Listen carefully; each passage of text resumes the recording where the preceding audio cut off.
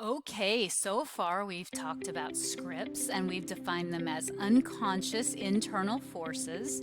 Sometimes they help us achieve our successes, but of course, sometimes they get us off track. We also talked about the anatomy of a script, and it includes two parts: the surface level directions that include the thoughts, the emotions, and the behavioral patterns, and also the core beliefs. All right, so now let's turn our attention to how did our scripts come to be? So, what is the origin of our scripts? And essentially, we need to go to when we were little children. How did we write these scripts? And there were definitely a few factors at work. So, let's look at one of the factors that influenced how other people, and we can talk about probably the people that influenced us the most, whether those are, our parents or grandparents or our caregivers, but how these people responded to us when we had what are called unmet needs. So especially for young children, some of our unmet needs would be, food and drink, warmth, security, love, and affection. So, for the scenarios we're going to talk about right now, imagine that you or we are hungry and we are lonely, and we start to cry and we start to call out, and we're going to look at three different scenarios. So, in the first scenario, let's say that our caregiver gave us love and attention. They actually took care of us. They picked us up and they gave us love and affection and hugs and cuddles. They gave us, milk and food. They sang to us and patted us. And this didn't just occur one time, it actually occurred on a reoccurring basis. So, what do you think we as the child believed? Well, we probably thought the world is a kind place and people are going to help me and I am a lovable little kid, right? And so these positive beliefs that became the core of our scripts probably meant that we developed very optimistic thought patterns, like, if I ask for help, I'm going to get help. It probably meant that we developed positive emotional patterns, like we were joyous, we were happy, we were enthusiastic. And it probably also meant that we developed these empowering behavioral patterns. You should ask for what you want because you're going to get it, right? In our second scenario, let's imagine that we're not going to get love and attention. We're going to get ignored. So if when we cried, nobody came, and then we cried louder and we actually screamed and nobody still came, we probably at some point kind of gave up any hope that anybody was actually going to come, that anybody would actually respond. And instead, at some point, we probably, had to nurture ourselves. We probably cried ourselves to sleep. We ended up being alone and probably afraid and hungry and, needing. We needed, but we had to nurture ourselves. And you need to imagine that being ignored happened not just once or twice, but it happened repetitively, frequently. And so you have to think, well, what beliefs would develop? And as a child, we would probably think about the world, well, the world doesn't care about me, the child. And when you think about people won't help me, right? And when you think about yourself, you would probably think that you don't have value, that you're not important. We would also probably develop some pretty pessimistic thought patterns, like I'm alone. You might also develop some negative emotional patterns, like having anger, resentment, anxiety.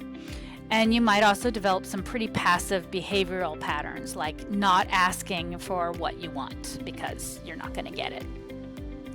And in the last scenario, we're going to crank it up even a little bit more. So I want you to imagine that not only are we not going to get love or attention or we want, but we're actually going to get aggressive patterns back to us, right? So I want you to imagine if we're crying for that food and for that attention, and somebody instead does come, they come, but they yell at us, and they yell at us to shut up, they scream at us, and they slap us. And imagine if that behavior is a repeated experience, it's not just a one-time thing. We probably, as children, are going to decide, make a decision about the world. And we're going to say the world is dangerous. The world is a painful place. And when we think of people, we're going to think that people hurt me. People are not trustworthy. And when we think of ourselves, we're probably going to think that I am not valuable, I'm not lovable. Now, these beliefs might then lead to, some defensive thought patterns, like people are out to get me, people are out to hurt me. It might lead to some defensive behavioral patterns, like you might immediately fight, engage in conflict, or you might also, flee at the first sign of any kind of danger or threat. Okay, so a second factor deals with what significant adults said to us. So it concerns what adults said about the world around us, what they said about other people, and also what they said about us, the child. So when adults talked about the world, were they communicating that it was a safe, trustworthy place, or were they communicating that it was a dangerous, untrustworthy place? When they talked about other people, especially those that were different from us, different culturally, for example, were those people that could be trusted, or were they people that could not be trusted? And then the last component of it is when they talked about us as the child, us as the individual. How did they talk to us? And this brings up two kinds of vocabulary words, and you can see the words in the textbook. One of the words is called an attribution, like we have attributes, and the other word is called an injunction. And attributes are when you say how somebody is supposed to be, how somebody should be, and an injunction is what you're not supposed to be, what you should not be, what you're not. Okay, let me give you some examples of attributions and injunctions. So when parents or grandparents or caregivers are talking to children, they may tell them how they want them to be. Be a good little girl, be a devoted little boy at church, be athletic, be independent, be competitive, be a smart little boy or girl in school, okay? So attributions are telling the child what they're expecting of them, how they should be, how they want them to be, or how they are, how they view them. Injunctions, on the other hand, are what they're telling them not to be, okay? And it's sometimes communicated directly with words, or sometimes it's kind of implied. So sometimes it's implied by saying, don't be yourself. Don't act like you're acting, because we don't like that. We don't want you to be yourself, which is loud and funny and silly. Don't do that, okay? Maybe don't talk back. Don't show your feelings. Don't get angry. It might communicate something like, don't believe in yourself. If they're telling the child not to be kind of loud and expressing themselves, you're kind of telling that child don't exist. All right. So attributions are how we are or how we should be, and injunctions are what we are not or what we should not be. And the simplest example I can think of to express this to you is traditionally how little boys and little girls are told to behave. And fortunately, in the world, this is changing because of so many different factors. But historically, the attributes girls were told to behave to would be things like be, polite and graceful and sweet, kind, docile, quiet. And boys were told to be, competitive and strong and smart and bold and assertive. Right? And little girls, in terms of injunctions, they're told to be, don't be aggressive, don't be assertive, don't be competitive, don't be a leader. And boys are told to be, in terms of not to be, are told to be, don't be weak, don't be nervous, don't be a follower, don't be a crybaby. And so all our lives we're told what to be and what not to be.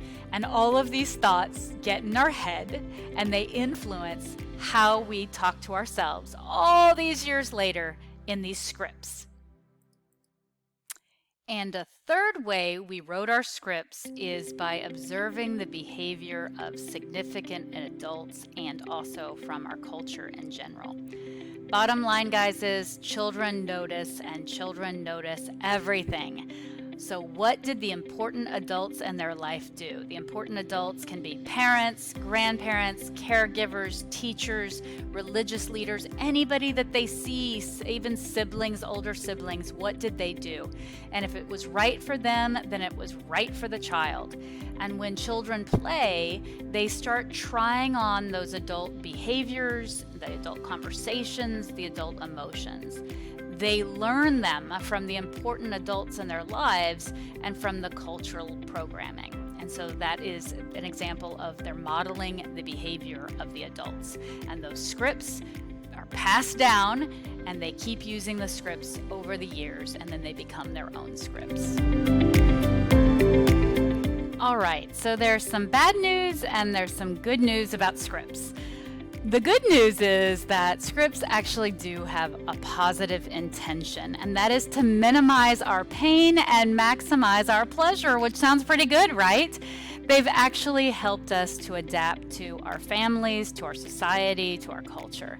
They've helped us get through challenges, emotional and physical challenges that we had growing up. By using those childhood scripts, by using those childhood programming, it's actually aided us in our life because, quite frankly, some of us wouldn't have made it through without them. They served their purpose. But of course, right, if we continue to use the childhood scripts as adults, we might actually get off course. We might already be off course.